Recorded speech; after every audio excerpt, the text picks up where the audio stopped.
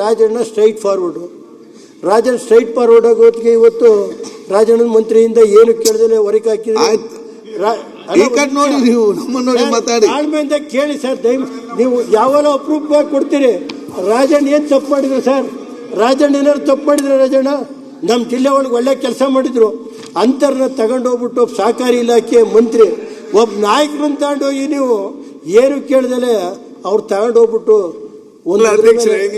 ಗೌರವ ರಾಜ್ಯದಲ್ಲಿ ರಾಜಣ್ಣ ಸ್ಟ್ರೇಟ್ ಫಾರ್ವರ್ಡ್ಗೂ ಬಜೆಟ್ಗೂ ಏನ್ ಸಂಬಂಧ ಅಂತ ಕುಸಿದು ಬಿದ್ದಿದೆ ಅಂತ ಆಡಳಿತ ಸತ್ತೋಗಿದೆ ಅಷ್ಟೇ.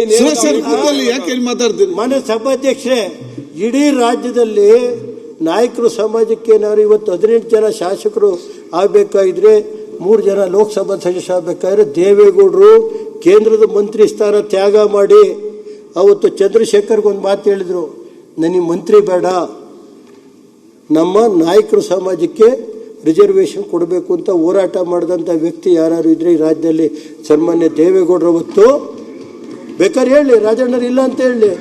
ಅವತ್ತು 18 ಜನ ಶಾಸಕರು, 3 ಜನ ಪಾರ್ಲಿಮೆಂಟ್ ಮೆಂಬರು, ಅಲ್ಪಸಂಖ್ಯಾತರು, 50 ವರ್ಷ ಕಾಂಗ್ರೆಸ್ ಕೊಡ್ತಾ 5% ರಿಸರ್ವೇಷನ್ ಕೊಟ್ಟಿದ್ದು ಯಾರು? ದೇವೇಗೌಡರು. ಇಲ್ಲ ಅಂದರೆ 5% ರಿಸರ್ವೇಷನ್ನು ಖಾದರ್ ಸಾಹೇಬ್ರೆ, ನಿಮ್ಮ ತಂದೆ ಹಿರಿಯರಿದ್ದರು, ದೇವೇಗೌಡರು ಅವರು ಜೊತೆ ಇದ್ದರು. ನಿಮ್ಮ ತಂದೆ ಹೋರಾಟದಿಂದ ಇವತ್ತು ನೀವು ಆ ಸ್ಥಾನದಲ್ಲಿದ್ದೀರಿ, ಆರೋಗ್ಯ ಮಂತ್ರಿಗಳಾಗಿದ್ದೀರಿ. ಅಲ್ಲ, ಅದ್ರ ಬಗ್ಗೆ ನಾನು ಖಾದರ್ ಅವ್ರ ಬಗ್ಗೆ ನನಗೆ ವಿಶೇಷವಾದಂಥ ಗೌರವ ಇದೆ. ಯಾಕೆಂದರೆ ಅವರು ಕೆಲವು ಟೈಮಲ್ಲಿ ಮೊನ್ನೆ 260 ಪ್ರಶ್ನೆಗೆ ಇವತ್ತು 70 ಕೊಟ್ಟರು ಅಂತೇಳಿ ಹೊರಗಡೆ ಹೋದ್ರೆ ಯಾರು ಸ್ಪೀಕರ್ ಆ ಥರ ಹೋಗ್ತಾರೆ? ಇವತ್ತು ನಮ್ಮ ಅಶೋಕಣ್ಣು ಹೊಗಳಿದ್ರು, ನಿಮ್ಮನ್ನ ಅಶೋಕ್ ನಾರಾಯಣ ಹೊಗಳಿದ್ರು, ಸುನೀಲ್ ಅವರು ಹೊಗಳಿದ್ರು. ನೀವು ಇಂಪಾರ್ಷಿಯಲಾಗಿ ಮಾಡ್ತಾಯಿರಿ. ಅದ್ರ ಬಗ್ಗೆ ನಿಮ್ಮ ಬಗ್ಗೆ ನಾವೇನಾದ್ರು ಸಣ್ಣದಾಗಿ ಮಾತಾಡಿದರೆ ದೇವ್ರು ಒಳ್ಳೇದು ಮಾಡಲ್ಲ. ಯಾಕೆಂದ್ರೆ ಆದರೆ ಅಲ್ಪಸಂಖ್ಯಾತರಿಗೆ ಅನ್ಯಾಯ ಆಗ್ತಾ ಇದೆಯಲ್ಲ ಸರ್, ಅದನ್ನು ತಡೆ ಹಿಡೀರಿ ಅಂತ ನೀವು ಕೈ ಮುಗಿದು ಕೇಳ್ತೀನಿ.